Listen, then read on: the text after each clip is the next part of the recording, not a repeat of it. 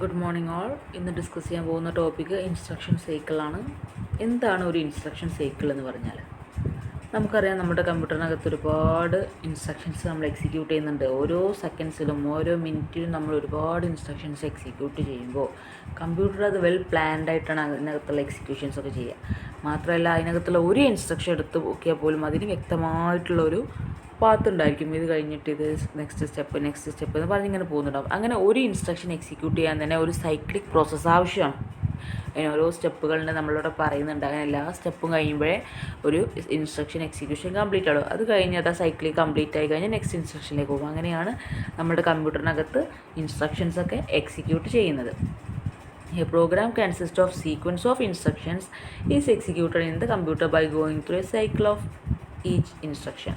അതായത് നമ്മൾ പറഞ്ഞു, ഒരു കമ്പ്യൂട്ടറിനകത്ത് ഒരു പ്രോഗ്രാമിനകത്ത് സീക്വൻസ് ഓഫ് ഇൻസ്ട്രക്ഷൻസ് ഉണ്ടായിരിക്കും നമ്മുടെ കമ്പ്യൂട്ടറിൽ എക്സിക്യൂട്ട് ചെയ്യാൻ വേണ്ടിയിട്ട്. അപ്പോൾ ആ സീക്വൻസ് ഓഫ് ഇൻസ്ട്രക്ഷനൊക്കെ നമ്മളൊരു സൈക്ലിക് പ്രോസസ്സായിട്ടാണ് എക്സിക്യൂട്ട് ചെയ്യുന്നത്. അപ്പോൾ ഒരു ഇൻസ്ട്രക്ഷൻ തന്നെ എന്തുണ്ടായിരിക്കും, ഒരു സൈക്കിൾ കവർ ചെയ്തിട്ടാണ് അത് കംപ്ലീറ്റ് ആവുന്നത്. Each instruction cycle is subdivided into sub cycles or phases. അതിനകത്തുള്ള ഓരോ ഇൻസ്ട്രക്ഷൻ സൈക്കിളിനെ നമ്മൾ സബ് ഡിവൈഡ് ചെയ്യാൻ കഴിയും. എങ്ങനെ? സബ് സൈക്കിളായിട്ടോ അല്ലെങ്കിൽ ഫേസസ് എന്നും പറയാം. എന്തൊക്കെയാണ് ആ സ്റ്റെപ്പുകൾ? Fetch an instruction from memory. നമ്മൾ എന്ത് ചെയ്യണം? ഒരു ഇൻസ്ട്രക്ഷൻ സൈക്കിൾ സ്റ്റാർട്ട് ചെയ്യണം. അപ്പോൾ നമ്മളൊരു ലൈഫ് സൈക്കിൾ എന്ന് പറഞ്ഞാൽ എന്താ? നമ്മൾ ഇങ്ങനെ ജനിച്ചു, പിന്നെ ഇങ്ങനെ വളർന്ന് വന്ന് ലാസ്റ്റ് മരിക്കുന്ന, അങ്ങനെ ഒരു സൈക്ലിക്. ഇവിടെ എന്ന് പറയുമ്പോൾ എങ്ങനെയാണ്? ഫസ്റ്റ് ഇൻസ്ട്രക്ഷൻ നമ്മൾ മെമ്മറിയിൽ നിന്ന് ഫെച്ച് ചെയ്തു, ദെൻ ഡീകോഡ് ഇൻസ്ട്രക്ഷൻ. ആ ഇൻസ്ട്രക്ഷനെ നമ്മൾ ഡീകോഡ് ചെയ്തു. പിന്നെ read effective address from memory if instruction has N indirect address. ചില കേസുകളിൽ അഡ്രസ് മോഡ് എന്തായിരിക്കും? ഇൻഡയറക്റ്റ് ആവും. അത്ര കേസുകളിൽ നമ്മൾ എന്ത് ചെയ്യണം? മെമ്മറി പോയിട്ട് എഫക്റ്റീവ് അഡ്രസ്സ് റീഡ് ചെയ്യണം. അല്ലാത്തതിൽ ഡയറക്റ്റ് ആയിട്ടും ചെയ്യാൻ കഴിയും. ലാസ്റ്റ് സ്റ്റെപ്പ് എന്താണ്? Execute instruction. ആ ഇൻസ്ട്രക്ഷൻ എക്സിക്യൂട്ട് ചെയ്തു. അതോടുകൂടി നമ്മുടെ സീക്വൻസ് കൗണ്ടർ 0 ആക്കി സെറ്റ് ചെയ്തു. വീണ്ടും പിന്നെയും fetch an instruction from memory, decode, read, execute, പിന്നെയും ഫെച്ച്. അങ്ങനെ അതായത് ഒരു സൈക്ലിക് പ്രോസസ്സായിട്ടാണ് നമ്മുടെ ഇൻസ്ട്രക്ഷൻ ഇങ്ങനെ ചെയ്യുന്നത്. ഓരോ ഇൻസ്ട്രക്ഷനും ഓരോ സൈക്കിൾ തന്നെ നമ്മളിവിടെ യൂസ് ചെയ്യുന്നുണ്ട്. അപ്പോൾ ഇതിനകത്തൊരു ഫിഗർ ഉണ്ട് കേട്ടോ, മസ്റ്റായിട്ട് പഠിക്കണ ഇൻസ്ട്രക്ഷൻ സൈക്കിളിൻ്റെ ഒരു ഫിഗർ ഉണ്ട്, നമ്മൾ കാണിക്കാം. This cycle repeats indefinitely unless a halt instruction is encountered. അതായത് ഈ സൈക്കിൾ ഇങ്ങനെ റിപ്പീറ്റ് ചെയ്തുകൊണ്ടിരിക്കും. എന്തെങ്കിലും ഹാൾട്ട് ഇൻസ്ട്രക്ഷൻ വരികയാണെങ്കിൽ, ഹാൾട്ട് എന്ന് പറഞ്ഞാൽ എന്തെങ്കിലും ഇൻ്ററപ്റ്റ് ചെയ്യാൻ. ഇപ്പോൾ ഞാൻ കമ്പ്യൂട്ടറിന് ഓൾറെഡി അതിൻ്റെ ഇൻസ്ട്രക്ഷൻസ് ഒരുപാട് ചെയ്യാണ്ടാവും. ഇൻ്ററപ്റ്റിനെ കുറിച്ച് ആരോ ഒരാൾ സെമിനാർ എടുക്കുന്നുണ്ടെന്നാണ് ഞാൻ മനസ്സിലാക്കുന്നത്. അപ്പോൾ ഇൻ്ററപ്റ്റ് ആയിട്ട് എന്തെങ്കിലും വരികയാണെങ്കിൽ, അല്ലെങ്കിൽ എന്തെങ്കിലും ഇൻ്ററപ്റ്റ് എന്ന് പറഞ്ഞാൽ എന്തെങ്കിലും പെട്ടെന്ന് ഒരാൾ കീബോർഡിൽ എന്തെങ്കിലും ഇൻപുട്ട് കൊടുക്കുകയൊക്കെ ചെയ്യുകയാണെങ്കിൽ മാത്രം ഇത് നിർത്തി വെച്ചിട്ട് ഇൻ്ററപ്റ്റ് ഹാൻഡിൽ ചെയ്യും. എന്നിട്ട് വീണ്ടും കമ്പ്യൂട്ടറിൻ്റെ ഇൻസ്ട്രക്ഷൻസ്, അതായത് കമ്പ്യൂട്ടറിന് ഓൾറെഡി ഒരുപാട് ഇൻസ്ട്രക്ഷൻസ് അതിൻ്റെ പെർഫോമൻസിന് വേണ്ടിയിട്ടായാലും ശരി, നമ്മൾ ഓൾറെഡി സെറ്റ് ചെയ്തതായാലും ശരി, ഒരുപാട് ഇൻസ്ട്രക്ഷൻസ് എക്സിക്യൂട്ട് ചെയ്യണ്ടാവും. അതിങ്ങനെ കണ്ടിന്യൂ ചെയ്ത് ഇങ്ങനെ പോകും. കമ്പ്യൂട്ടർ CPU വെറുതെ ഇരിക്കില്ലല്ലോ. ഒരു ഇൻസ്ട്രക്ഷൻ കഴിഞ്ഞാൽ അടുത്ത ഇൻസ്ട്രക്ഷൻ, അത് കഴിഞ്ഞാൽ അടുത്ത ഇൻസ്ട്രക്ഷൻ ഇങ്ങനെ എക്സിക്യൂട്ട് ചെയ്തുകൊണ്ടിരിക്കും നമ്മുടെ CPU.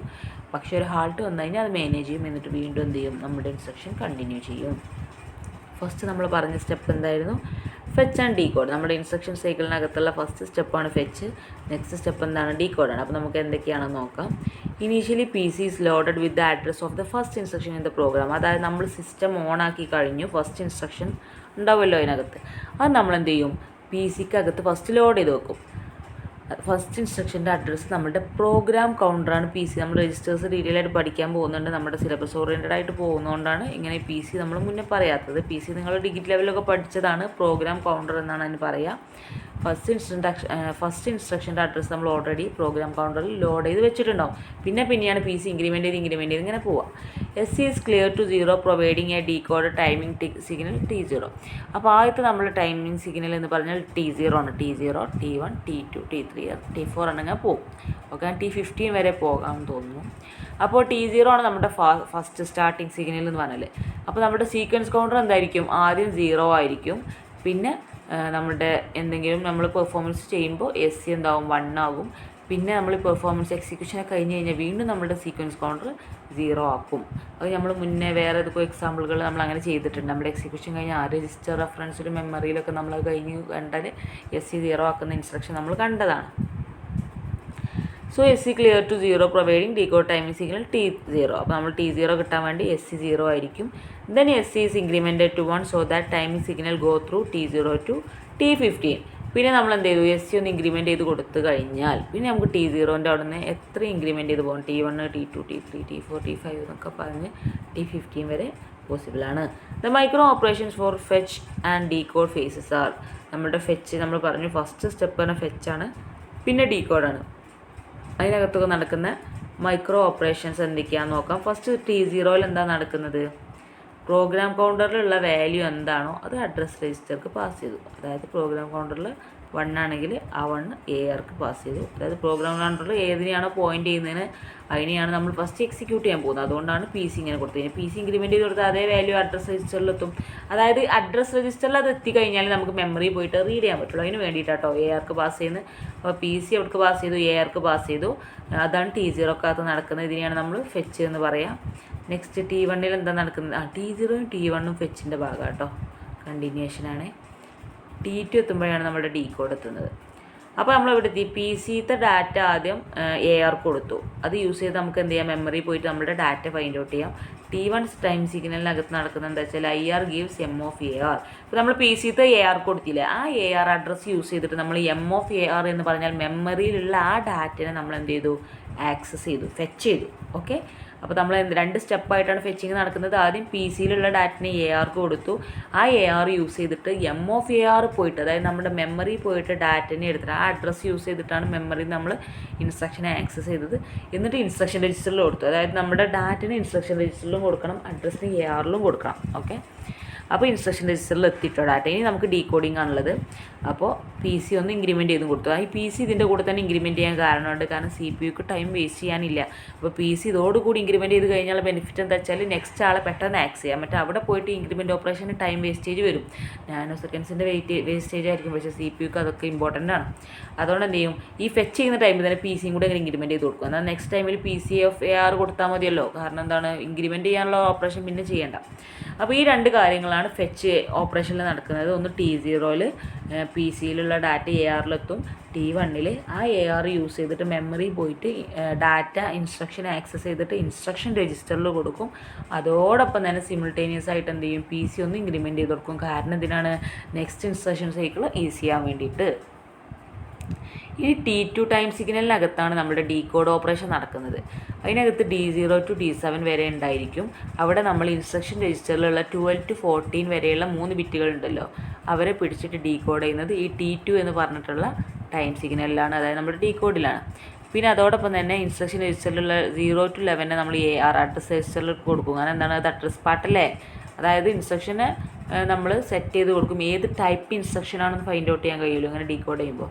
അതോടൊപ്പം തന്നെ ഇൻസ്ട്രക്ഷൻ രജിസ്റ്ററിലുള്ള 0 to 11 വരെയുള്ള ബിറ്റിനെ അവിടെ കൊടുക്കും, അഡ്രസ് രജിസ്റ്ററിൽ കൊടുക്കും. IR 15th ബിറ്റിന് നമ്മൾ I എന്ന് പറഞ്ഞിട്ടുള്ള ഇൻഡയറക്റ്റ് അഡ്രസ്സിംഗ് മോഡിലേക്ക്, അതായത് അഡ്രസ്സിംഗ് മോഡ് എന്ന് പറഞ്ഞിട്ടുള്ള ഫ്ലിപ്പ് ഫ്ലോപ്പിലേക്ക് നമ്മൾ കൊടുക്കും. ഓക്കെ, അത് ചിലപ്പോൾ 0 ആകും അല്ലെങ്കിൽ 1 ആകാം. അപ്പോൾ നമ്മൾ ഫെച്ച് പറഞ്ഞു. ഡീകോഡിൻ്റെ കേസ് വരുമ്പോൾ ഞാൻ പറഞ്ഞു IR 12 to 14, D0 to D7 ഏതോ ഒന്നാണ്, അത് ഫൈൻഡ് ഔട്ട് ചെയ്യാൻ വേണ്ടിയിട്ടാണ് ഡീകോഡിങ് ചെയ്യുന്നത്. പിന്നെ IRലുള്ള 0 to 11, അതായത് നമ്മുടെ അഡ്രസ്സിംഗ് പാർട്ട് AR കൊടുക്കും. പിന്നെ 15th ബിറ്റ് I എന്ന ഫ്ലിപ്പ് ഫ്ലോപ്പിന് കൊടുക്കും. അതിൻ്റെ കണ്ടൻറ്റ് ഇവിടെ പറയുന്നുണ്ട്. T0 transfers the address from PC to AR. അതായത് T0 ടൈം സിഗ്നലിൽ എന്ത് ചെയ്യും? PCയിലുള്ള അഡ്രസ്സ് രജിസ്റ്ററിലേക്ക് കൊടുക്കും.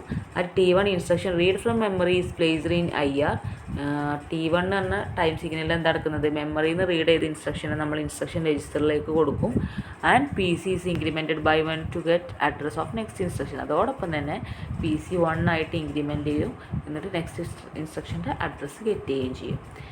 T2 OP code IR is decoded. T2 time സിഗ്നലിനകത്ത് നടക്കുന്നത് IR OP കോഡിൻ്റെ ഇൻസ്ട്രക്ഷൻ രജിസ്റ്ററിലുള്ള OP കോഡിന് നമ്മൾ എന്ത് ചെയ്തു? ഡീകോഡ് ചെയ്തു.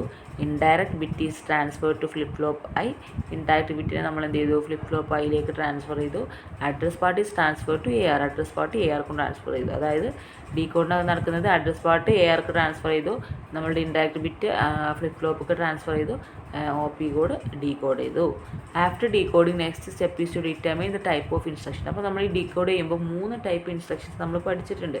അപ്പോൾ ഡീകോഡ് ചെയ്യുമ്പോൾ നമ്മൾ ഡിറ്റർമൈൻ ചെയ്യേണ്ട ഒരു കാര്യമുണ്ട്, ഏത് ടൈപ്പ് ഇൻസ്ട്രക്ഷനെയാണ് നമ്മൾ ചൂസ് ചെയ്യുന്നത്. അതായത് ഏതോ ഒരു ടൈപ്പ് ഇൻസ്ട്രക്ഷനാണല്ലോ നമ്മൾ അതിനകത്ത് എക്സിക്യൂട്ട് ചെയ്യുക. 3 കൂടെ ഒരു ടൈമിൽ എക്സിക്യൂട്ട് ചെയ്യില്ലല്ലോ. മെമ്മറി റെഫറൻസ് പഠിച്ചു, നമ്മുടെ രജിസ്റ്റർ റെഫറൻസ് പഠിച്ചു, ഈ ഇൻസ്ട്രക്ഷൻസും പഠിച്ചു. Determine the type of instruction. After decoding, timing signal active is T3, during which instruction type is identified. ഇനി നമ്മൾ പറയാൻ പോകുന്നത് നമ്മുടെ T3 ടൈം സിഗ്നലിലാണ് നമ്മൾ ഈ പറഞ്ഞിട്ടുള്ള ഡിറ്റർമിൻ ചെയ്യുന്നത് നമ്മുടെ ടൈപ്പ് ഏതാണ് എന്നുള്ളത്, ഏത് ടൈപ്പ് ഇൻസ്ട്രക്ഷനാണ് നമ്മളിവിടെ യൂസ് ചെയ്യേണ്ടതെന്ന് ഐഡൻറ്റിഫൈ ചെയ്യുന്നത് ഇവിടെയാണ്. ഫസ്റ്റ് മെമ്മറി റെഫറൻസ് ആണോ എന്ന് എങ്ങനെ നോക്കും? If D7 is 0, OP code will be 00 through 110. D7 0 എന്ന് പറഞ്ഞാൽ OP കോഡ് 000 മുതലുള്ള 110 വരെയുള്ള ഏതെങ്കിലും ഒരു നമ്പർ ആയിരിക്കും, ഏതെങ്കിലും ഒരു കണ്ടൻ്റ് ആയിരിക്കും OP code. If D7 0 and I equal to 1 indirect, അതായത് നമ്മൾ മുന്നേ പറഞ്ഞിട്ടുണ്ട് D7 0യും I 1 ഇൻഡയറക്റ്റ് അഡ്രസ്സിംഗ് മോഡാണ്. D7 0 ആൻഡ് I 0 ആണെങ്കിൽ ഡയറക്റ്റ് അഡ്രസ്സിംഗ് മോഡാണ്. Micro operations for indirect address should be initially AR gives M of AR. അതായത് ഇൻഡയറക്റ്റ് അഡ്രസ്സിൻ്റെ കേസിൽ നമ്മൾ എന്ത് ചെയ്യണം? M of ARലുള്ള ഡാറ്റിനെ നമ്മൾ ARക്ക് ആദ്യം കൊടുക്കണം. മറ്റേൻ്റെ കേസിലൊക്കെ നമ്മൾ M of ARലുള്ള ഡാറ്റേനെ ഡയറക്റ്റായിട്ട് നമ്മളെ ഇൻസ്ട്രക്ഷൻ രജിസ്റ്റർക്കാണ് കൊടുത്തിരുന്നത്. കാരണം എന്താ വെച്ചാൽ ഡയറക്റ്റായിട്ട് മെമ്മറിയിൽ നിന്ന് ആക്സസ് ചെയ്തിട്ട് ഇൻസ്ട്രക്ഷൻ എക്സിക്യൂട്ട് ചെയ്യാം. പക്ഷേ ഇൻഡയറക്റ്റ് അഡ്രസ്സിംഗ് മോഡിൻ്റെ പ്രത്യേകത എന്താ നമ്മൾ മുമ്പ് പഠിച്ചിട്ടുണ്ട്. ഒരിക്കലും നമുക്ക് കിട്ടുന്ന ആ ഒരു ഇൻസ്ട്രക്ഷനകത്ത് നമുക്ക് ഓപ്പറൻറ്റിന് കിട്ടില്ല. നമുക്ക് അതിനകത്തുനിന്ന് ഒരു അഡ്രസ്സ് കിട്ടും. ആ അഡ്രസ്സ് തേടിപ്പോയാൽ വേറൊരു അഡ്രസ്സാണ് കിട്ടുക, അല്ലാതെ ഓപ്പറൻ്റ് അല്ല കിട്ടുക. ആ അഡ്രസ്സാണ് എഫക്റ്റീവ് അഡ്രസ്സായിരിക്കും ഓപ്പറൻറ്റിന്. അത് ത്രൂ നമുക്ക് ഓപ്പറൻറ്റിന് കിട്ടുള്ളൂ. അപ്പോൾ അതായത് അഡ്രസ് രജിസ്റ്റർ വീണ്ടും യൂസ് ചെയ്യേണ്ടി വരികയാണ് ഇതിനകത്ത് ചെയ്യുന്നത്, റിപ്പീറ്റേഷൻ വരികയാണ്. അതുകൊണ്ടാണ് M of ARലുള്ള ഡാറ്റന് ARക്ക് കൊടുക്കുന്നത്. Register reference or IO. If D7 1 and I equal to 0, അതായത് D7 1 ആണ് I 0 ആണെങ്കിൽ അത് രജിസ്റ്റർ റെഫറൻസ് ഇൻസ്ട്രക്ഷനാണ്. If D7 1 and I equal to 1 ആണെങ്കിൽ എന്താണ്? IO ഇൻസ്ട്രക്ഷനാണ്. നമ്മൾ മുന്നേ പഠിച്ചിട്ടുണ്ട്. നെക്സ്റ്റ്, ഇത് 3 instructions sub divided into 4 parts. നമ്മൾ പറഞ്ഞ 3 ഇൻസ്ട്രക്ഷൻസ് നമുക്ക് 4 രീതിയിൽ എന്ത് ചെയ്യാം? സബ് ഡിവൈഡ് ചെയ്യാം.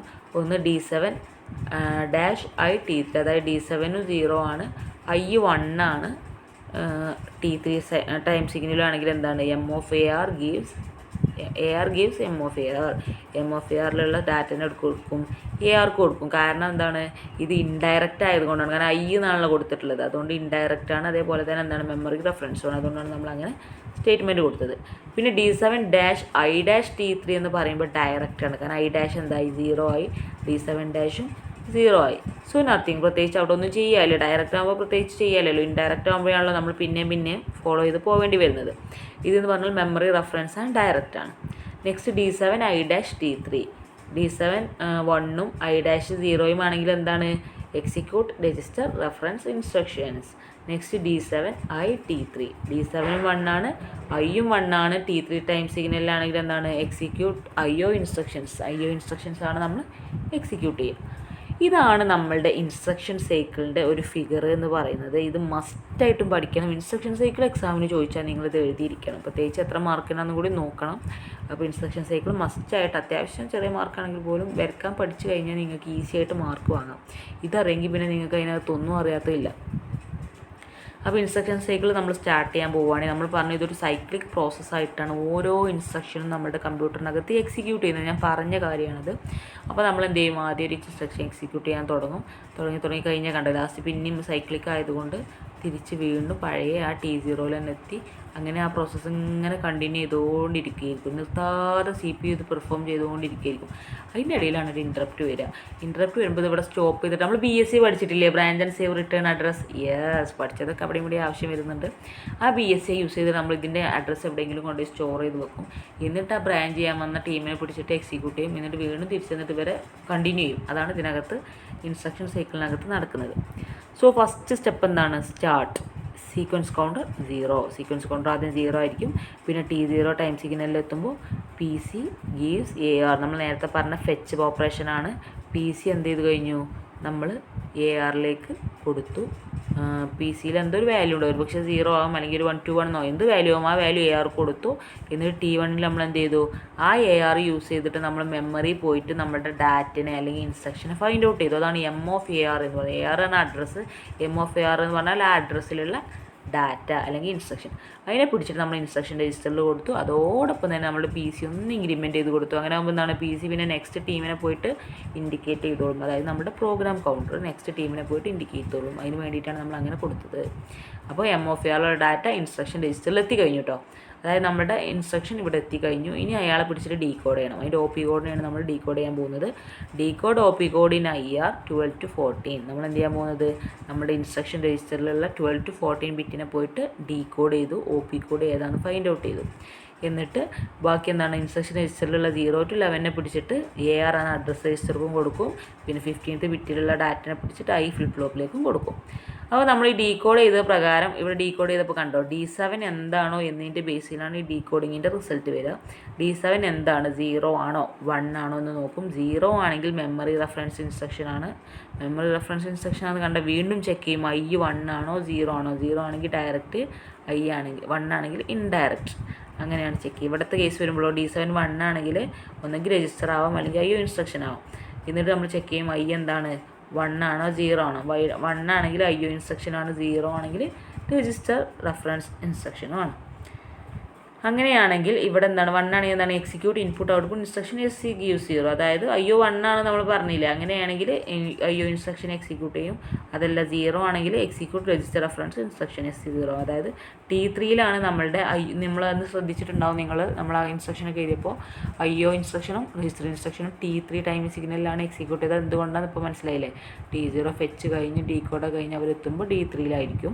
പക്ഷേ മെമ്മറി റെഫറൻസിൻ്റെ കേസ് വരുമ്പോൾ ഒരിക്കലും T3യിലല്ലായിരുന്നു നമ്മൾ എക്സിക്യൂട്ട് ചെയ്തത്. നിങ്ങളൊന്ന് നോട്ട് ചെയ്തിട്ടാകും. ഒരു പക്ഷേ T4ലായിരുന്നു. കാരണം എന്താണ്, T3യിൽ അവർക്ക് വേറെ പണിയുണ്ട്, അതുകൊണ്ടാണ് കേട്ടോ. I എന്താണ് നമ്മൾ പറഞ്ഞു, 1 ആണെങ്കിൽ ഇൻഡയറക്റ്റ്, 0 ആണെങ്കിൽ ഡയറക്റ്റ്. അപ്പോൾ 1 ആണെങ്കിലാണ് നമുക്ക് പണിയുള്ളത്.